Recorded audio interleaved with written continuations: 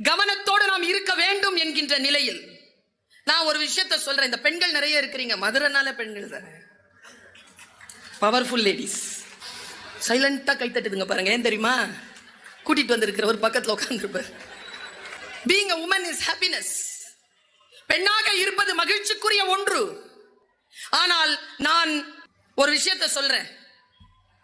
பெண்கள் மனதையும் புத்தியையும், முக்கியமா சொல்றேன், பெண்களுக்குன்னே சொல்றேன், மனதையும் புத்தியையும் ரொம்ப ஷார்ப்பா வச்சிருங்க. சொல்லில் மயங்காதீர்கள்.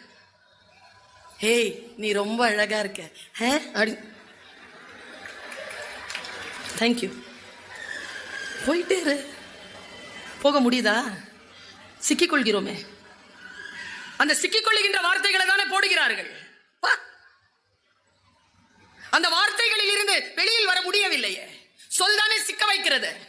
எனக்கு தெரிந்துங்க, 26 வயசுல ஒரு 8 வயது குழந்தையை வைத்துக் கொண்டு ஒரு பெண், கணவனால் கைவிடப்பட்ட ஒரு பெண் 10 வருடம் கழிச்சு நீதிமன்ற வாசல்ல நிக்கிறா. என்ன ஒருத்தன் ஏமாத்திட்டாங்க. 10 வருஷம் கழிச்சு யாருமா புருஷனான்னு கேட்டா இல்ல, வேற யாரோ.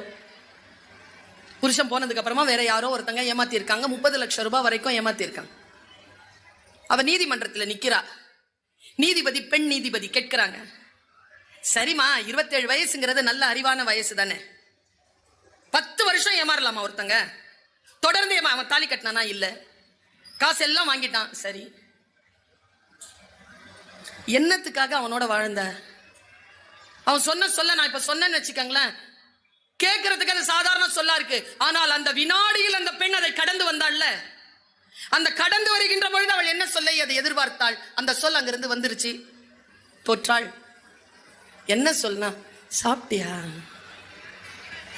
அங்க சாப்பிட்டியான்னு சொன்னதுக்கா 10 வருஷம் 30 லட்சம்? டூ மச்ல.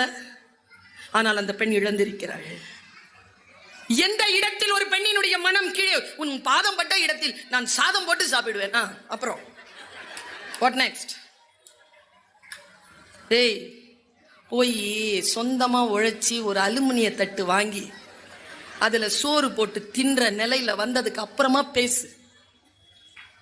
ஒரு பறவை கூட, பெண் பறவையை கூட வேண்டும் என்றால் ஆண் பறவை கூடு கட்டிவிட்டு தான் பெண் பறவையிடம் வரும். இந்த சமூகத்திற்கு நாம் சொல்லி தரணுமா இல்லையா? பெண்களை சுரண்டக்கூடாது என்று சொல்லி தரணுமா இல்லையா?